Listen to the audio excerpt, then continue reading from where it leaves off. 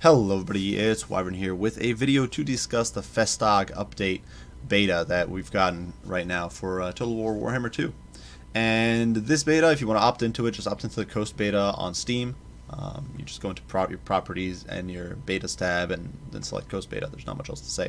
Currently, my computer, I guess actually not my computer because I'm on the internet, Steam is completely pooped and it's refusing to know that it's online, so hopefully I'll get on there soon, but currently I'm kind of being kept off. Currently I'm on the internet, so I don't know why, but whatever. That said, the beta is coming in with a whole bunch of stuff. I think that it's actually going to be worth playing if people are doing this for multiplayer as well. I think it's actually going to be worth playing multiplayer with this, because there's actually been some good balancing changes for multiplayer. But regardless, as far as campaign, that's really where the main skills change, or the main changes have come here. So as you can see, they've actually reworked the old school trees, tech trees, to now affect, to now function like the Warhammer 2 tech trees, or skill trees.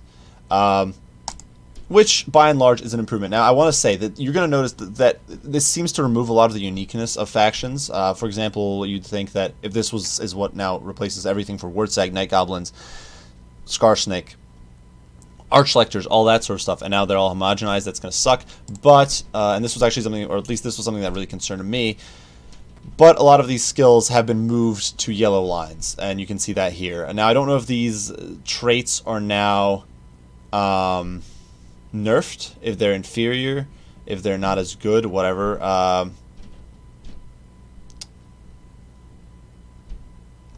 don't know, honestly. I have no clue if these traits got nerfed or improved.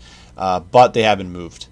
And so they're now in on, say, so Wurtzag's unique skills are now on unique to Wurtzag. They're now in this yellow line. Same thing for the Night Goblin War Bosses and that sort of stuff. For Archlectors and Volkmar, they've got their unique skills now in their yellow line, which I think is good. Now we've got these very stable skills for most of the factions that you get, where you've got the standard invest in 4 points of what, or is it 4 or 6? I think it is points of whatever you want. I'm thinking from Warhammer 1%. I think if you invest in 4 points, it's 6 though, and then you invest in level 7 skills, whatever you want.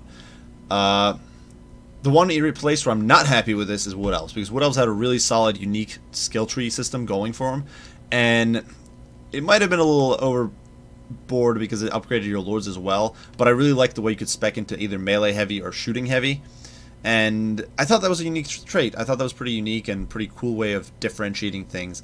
Now, you know, it's still a very functional skill tree, and it's not necessarily bad, but I'd prefer something more unique. That's just what it is for me. But hey, it is what it is. Still a cool tree. And for everybody else, I think it's just a straight improvement. I do believe Isabella as well got her skills moved. I hope. I would be disappointed if she didn't. Actually, retreat to yellow line. That might be one disappointing change there. Actually, to be honest, is it looks like Isabella has lost her unique skills that used to upgrade her monsters and her flyers, which was really awesome. But besides that, it seems like we're in a basically good spot. So yeah, that's a major change. They've basically, well, there's not much else to say. The veterancy skills are in, and everything's like Warhammer 2 now, which is by and large good. I think the only disadvantages here is that where it afflicts Isabella, because she had a cool beast sword style that you could go with, and then where it afflicts the Wood Elves, who, well, obviously had their own unique thing going that's now not there. There have been some skill changes. Now some skills only take 1 or 2 points where they used to take 3, which I think is a huge improvement. It's going to leave you with more points to do other things. The huge buff probably to most of these units. If, say, the 2-point skills or whatever you had on Balthazar Gale suddenly dropped to just 1, that's pretty nuts. And the upgrades are supposedly still as strong as they were before at Tier 3. And then I think something wicked this way comes, which is -9 leadership. If that's 1 or 2 points instead of 3, that's also really good. Some miscellaneous skill changes. There have also been some changes to Bloodline Lord skills. You can see here They're now affecting, a lot of things are now affecting Graveguard that weren't before, or now some things don't affect Cav, and there's just been some reworks there overall, and I'm not really going to get into a bunch of those. Mount unlock ranks have changed as well. Some characters apparently might still deviate from this, but these are general sort of balancing changes. So for Lords, for caster Lords and Heroes, there's obviously higher requirements than there are for melee Lords and Heroes. All in all, pretty cool. Not much. It's just nice to see things standardized, but honestly, it's not something too significant, I would think. Spectator mode now has some added functionality. Not really too important in my opinion.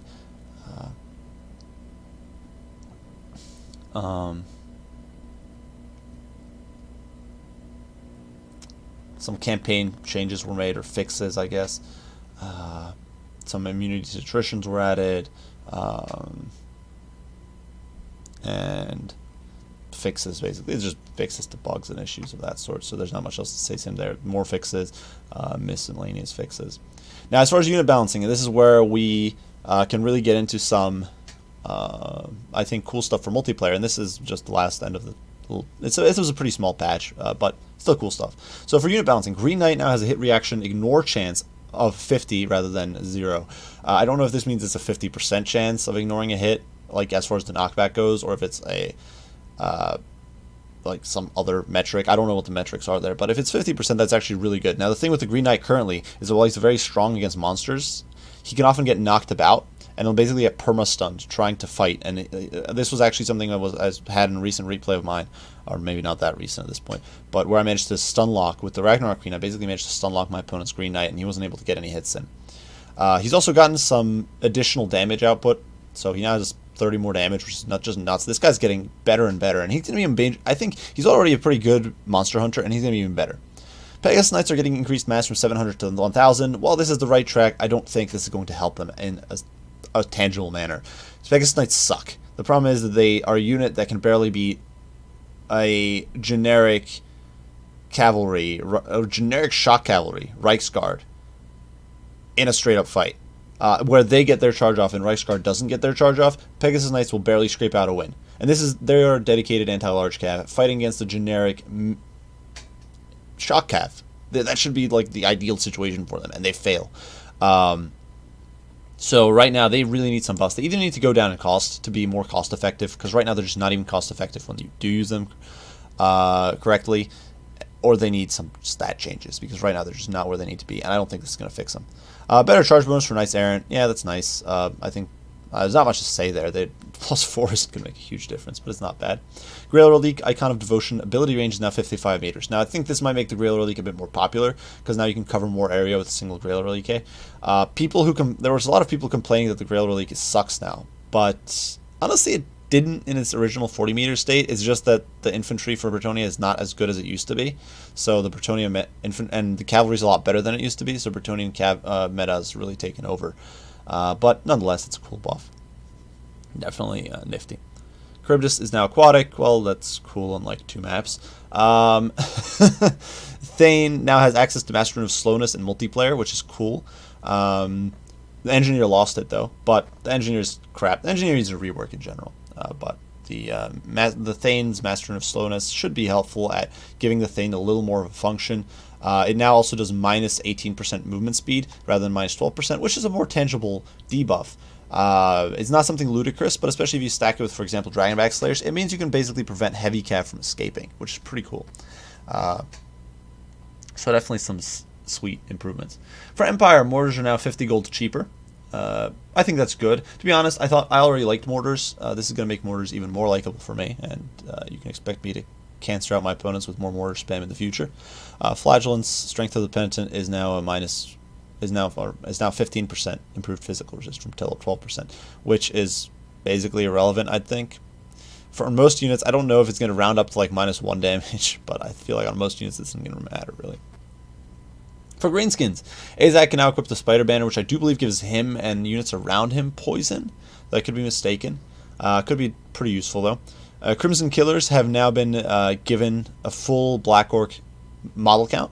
It's plus 20 mana ultra, means it's going to be plus 15 on large, which is what the game's actually played on, they are going to be more expensive. They're losing across the board stats. They're losing HP per entity, they're losing armor, they're losing charge bonus, AP damage, and they're actually attacking slower. But the fact that they're going to be so much tankier,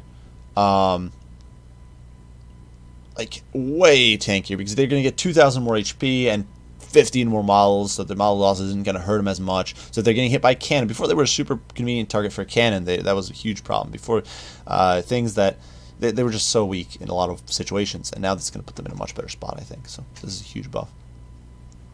Lizardmen, Bastillodon is slightly more accurate, whatever. Most of these buffs are fairly small. Siege Attacker and Dragon Mounts. Norska, this is actually another one that got some major buffs. The Marauder Ice Wolf chariots got fixed, so they now actually run at 95 speed rather than the previous, I think it was like 70 or something. They were actually bugged. Marauder Champions and Marauder Champions with great weapons got huge HP buffs. Plus 4 health per entity means it's a plus 300 HP to the whole unit.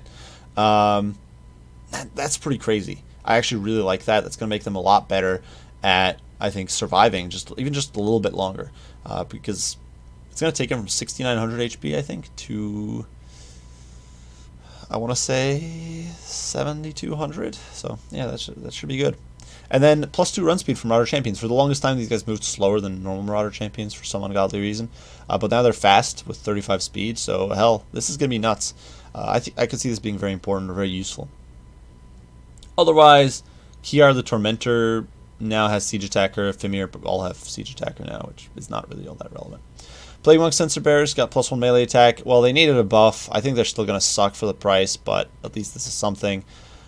Tomb Scorpions actually got a buff to hit reaction ignore chance, which is cool.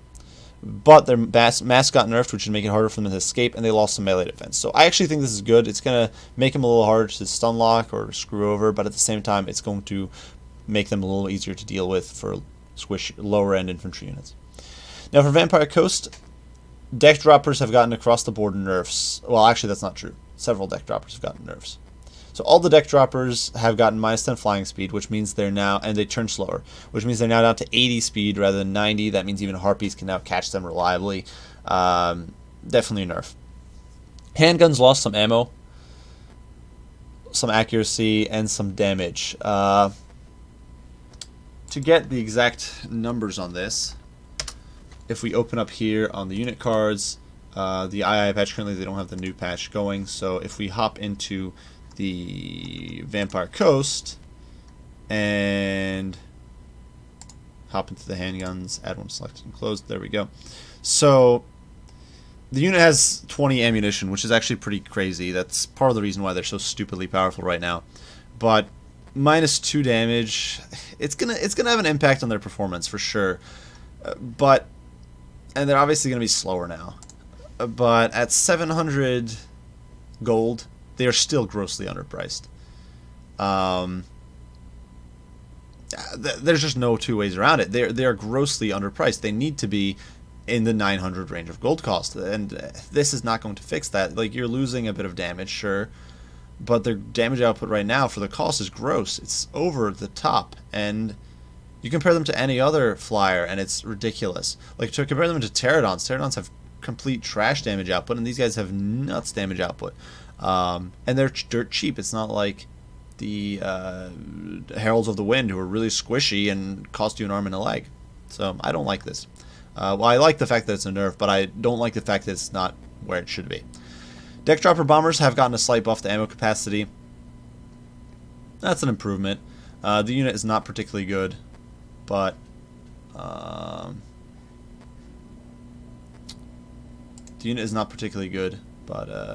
don't know if it's going to fix them. You could also check what their stats are. I'm not entirely sure what their ammo capacity currently is, but Deck Dropper Bombers kind of suck. What do they cost? They cost 600 gold, which is really a big problem for them. It's 9 ammo now, so they might be okay. I don't think so, though. Otherwise, Zombie Gunnery mobs have gotten some improvements. The Bomber mob now has slightly better melee attack. They've got more men, more ammo, so that's a good improvement, I think. Still not sure they're going to be worth the price, but hey, it's an improvement.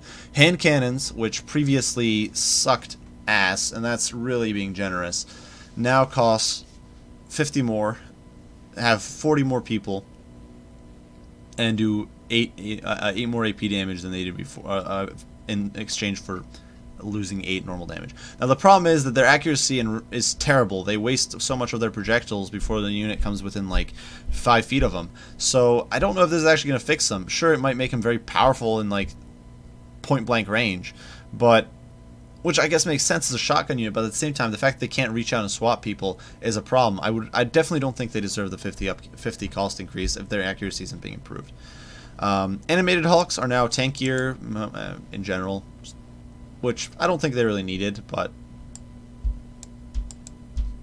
they were ironically one of those units that was actually in a decent spot, or seemed to be in a decent spot. But hey, I guess it might be necessary. I don't know how the win rates might be for the unit. Gallows Giant got a buff, or a fix really, to the projectiles not expiring before reaching max range. Hopefully it also got a fix to the way its damage is displayed, because the damage is wrong. Shade Wraith Gunners now are cheaper, which is nice, I guess. The Deathstreak Terrorgeist is now bigger, which means it's going to struggle to get out of melee more, and it's an easier target to shoot, which is really nice. Luther Archon, same thing, same nerf, I assume. They've also nerfed Harkon by removing his All Hands Hoy in a multiplayer battles. Aranessa lost Hornswaggle, which I think is a mistake, because Aranessa wasn't that good to begin with, because she didn't synergize that well with vampire units. This is going to make her not so good. I actually didn't mind Hornswaggle on her, because she wasn't that powerful of a lord to begin with. Vampire Fleet Captains all lost Hornswaggle, and Celostra Deerfin lost, oh no, she actually gained siege attackers, so never mind, she didn't lose anything. I'm lying. Either way, for most of them, yeah, nerf. So across the board for Vampire Coast, except for a handful of really bad units. But I'm not sure it's the right thing so far. I think the handgun nerf is inadequate. I think the fact that zombie gunnery mobs with handguns were not nerfed is a huge mistake on CA's part, and shows that they either haven't bothered with their testing or just don't care about that situation, or maybe they just don't want to deal with it right now. But zombie gunnery mobs are currently, with handguns, are currently just overpowered for their cost, and yeah, they didn't fix that. Now going through Vampire Coast counts, same nerf to the Terrorgeist. Once again, I think this is very good. Blood Dragons have gone up in cost. He's lost some armor. He's lost some melee defense on the Zombie Dragon. They also removed Undeath Resurgent from him in multiplayer battles. The Red Duke has also gotten more expensive, but he has gained Frenzy, and he has actually gained some armor on a Hellsteed, and hasn't lost as much melee defense on Zombie Dragon. So all in all, buffs the Red Duke. Nerfs the Blood Dragon Vampire Lord. And before you scream about the Helm of Discord not being removed, it has been nerfed, and we'll get to that in a little bit. Vampires of Shadow, the Vampires of Shadows and Vampires with Lord Vampires, which should be Death, because there is no Vampire with Lord Vampires, is now have more armor. Lamian Vampire Lords now have more armor or siege attacker on Zombie Dragons. Necrarch, same thing with Zombie Dragons. Same thing with the Von Skarstein Lord. White King now has more armor. Isabella and Manfred now have more armor. So, generally, some good fixes, I think. Once again, moving to normalize the vampire counts a little bit. Wood Elves, the Tree Man has also had an improvement to their chance to ignore hits, so that's a good improvement there. I think makes them much harder to stun lock, which was previously pretty easy with something like a Mammoth. Orion got plus 10 melee defense, which is huge. He has like terrible melee defense right now. I think it's 35. So this is going to put him up to 45, I think. And he's going to be... I feel like Orion's getting into beast mode territory. The buffs to Wildwood Rangers are basically irrelevant. Their leadership is impeccable already. So, yay, more leadership on a unit that doesn't need more leadership. Plus, they have immunity to psychology. This is a unit that has like 80 leadership or something. And I'm pretty sure this is a unit that already has like 80 leadership on it. Why they thought that it needs to get... What was the leadership? It's leadership 76. Like, and it's got immunity psychology. Like, there's very few units in the game that will hold up better than Wildwood Rangers. They need other buffs. That's not it. Either way, a buff is better than no buff.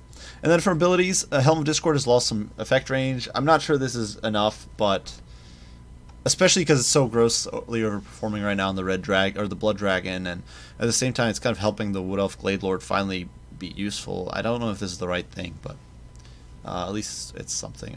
Plus, I don't like that the Helm of Discord is being nerfed for single player. I like having some overpowered or over-the-top items in single player. I think it adds flavor and it's fun. If they're overpowered in multiplayer, make up a new item, do something else. Don't just nerf items for single player, because they're overpowered in multiplayer, so I think that's a mistake. For dwarves, Ungrim can now cast Red Ruin unlimited times. It doesn't last as long, it costs a little more, but it recharges in melee as well. So there's some nerfs, some buffs there, some give or take. The Axe of Dargo now lasts less, but recharges faster. The Master Rune of Slowness obviously got changed to slow more. For the greenskins, it now has AoE effect. Like I said, I think it applies poison. Costs a little more, or a lot more, but should be good. Festag now gets Get On with it, which removes the charge bonus effect that was previously useless and adds 8 leadership instead. It was like plus 8. It was like plus 8% charge bonus, which is completely garbage. So this is a huge improvement for greenskins. Gitsnik now has much easier recharge, and now has to be recharged in melee, which I think is good. I think this is much like Ungrim. It's going to encourage you to get in there and fight. For the Wood Elves, the Horn of the Wild Hunt now lasts a little longer, doesn't affect speed anymore, but improves charge bonus by 54%, which might be good. I don't know. It's still a really expensive item for a really niche purpose. I guess it can make Wood Elves trade a little better on the charge, especially if you go with like Wildwood Rangers and Wild Riders. Getting plus 50% charge bonus puts your Wildwood Rangers almost on Black Orc levels of charge bonus, or almost on Bestigor levels of charge bonus. And it's gonna put Wild Riders up to like speed of like it's gonna be like a 100 charge bonus probably, or close to it with that much charge bonus buff. And then some spell reworks. Denizens of the Deep now has longer recharge. Doesn't cost more. This is just not enough. It's a 13 Winds of Magic spell that summons a unit of Rotting Leviathans that costs 1,100 gold. There's no like a Cygor which costs 1,600, I do believe. You pay it's like 28 Winds of Magic to get a Cygor on the field. These guys cost 13 Winds of Magic for 1,100. It's just broke wrong, and it's just off. They need to change that. These guys need to cost more. They need to be penalized more, and it's not. But whatever. Drowned Dead also has higher cost now, which is good, going in the right direction. I think Raised Dead as well should have a penalty because currently spamming Raised Dead is way too easy for vampire counts.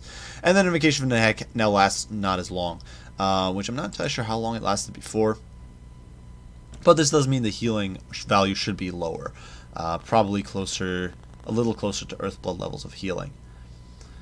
So all in all, I do think that most of the changes here are good. The multiplayer or the campaign changes I think are great. I think there's only a handful that I'm not happy with for like Isabella and Wood Elves, but by and large I think those are awesome.